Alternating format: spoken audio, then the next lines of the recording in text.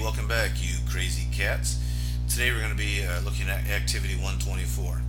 Now, for right now, I want you to kind of ignore these things. We're going to come back to these. I have these in here just so that they're there and ready for later on. Right now, I'm going to come over here and look at these problems over here. They want us to find the missing variable. So in the first case, all these cases, they give us v, or they give us an I, or they give us an R and ask us to find one of the variables. So in the first case, voltage is 3.5 volts. So over here in our equation, V equals IR. I'll separate this a little bit, make this a little easier for you to see. And that's V equals I times R. They've told us the voltage is 3.5. They want us to find the current, and it's 470. Well, how would you solve for I? You divide by both sides by 470. I turns out to be, sorry guys, I'm not giving you the answer. You're going to have to use a calculator. But I will tell you that your units, I is in current, so your answer is going to be amps. So you're going to have some number here. Alright? Now for the next one, if we come back over here, they tell us the voltage is still 3.5. The current is 15.5 milliamps, so that's a good one for us to talk about. Microamps, not milli, microamps. Find the resistance.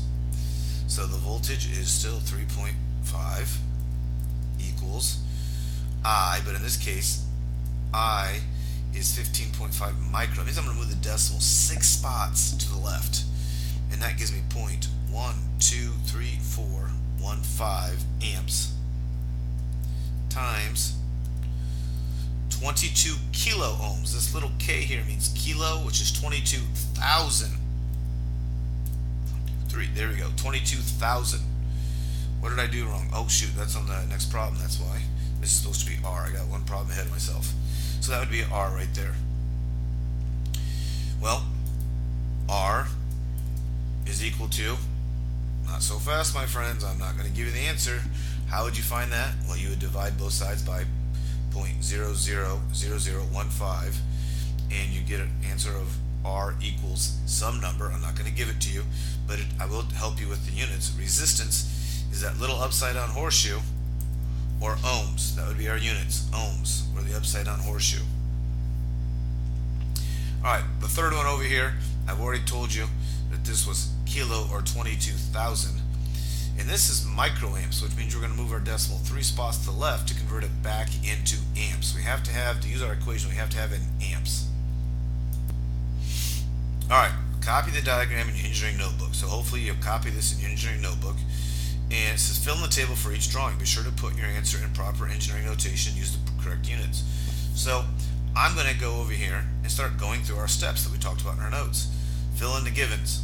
Well, so what I've done here is I've filled in the givens. That first step here says fill in the givens. Now it says find RT.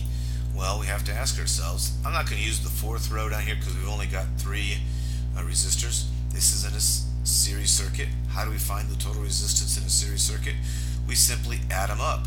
So I'm going to take 820. This is 1.2 kilo, or 1,200 ohms, plus 150 ohms.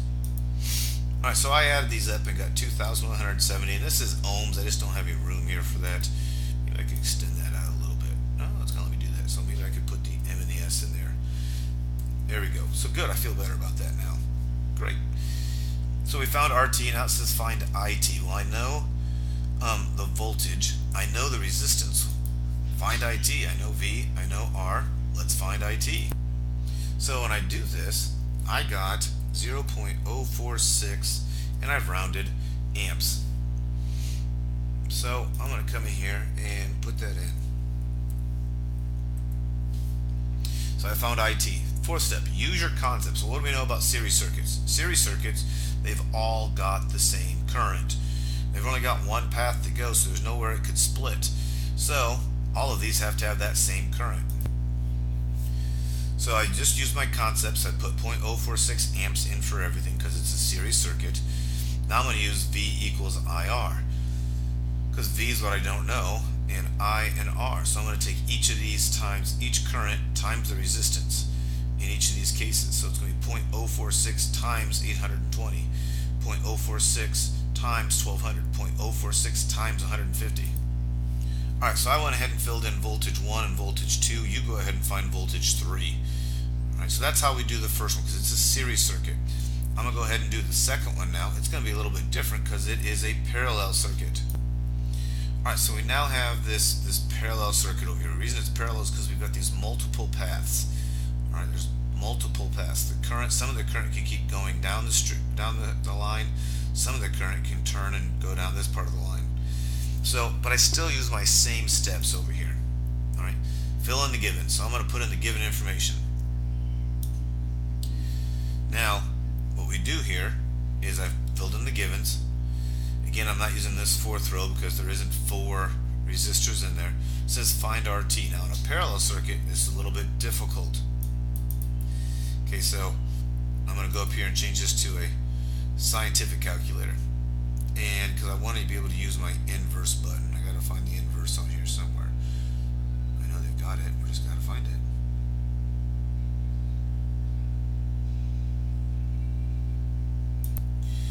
Alright, here's my button right here. Let's see how we do this. 2xy, and then we can put in, nope, xy, let's try this. Oh, there we go, -1.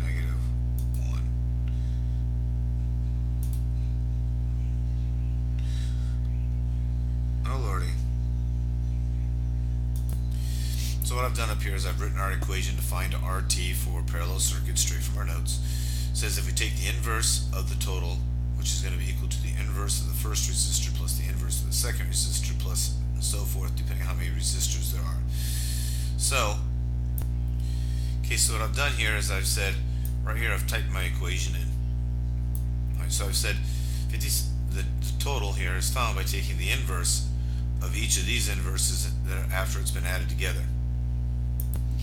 Okay, so what I did here is I've taken these inverses of these and changed them into decimals. So I just took 5600 and inversed it, and these inversed it, and 8200 and inversed it.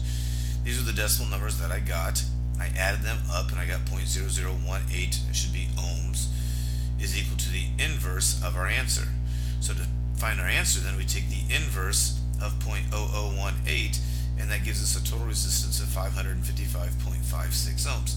It's this last step. I can't tell you how many students will forget to take the inverse here to get it into what the actual resistance is.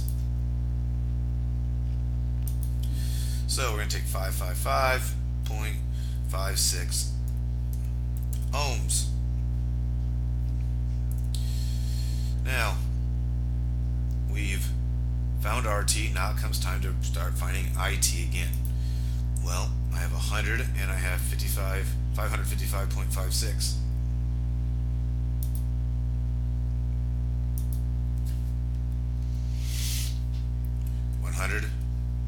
Equals I times 555.56.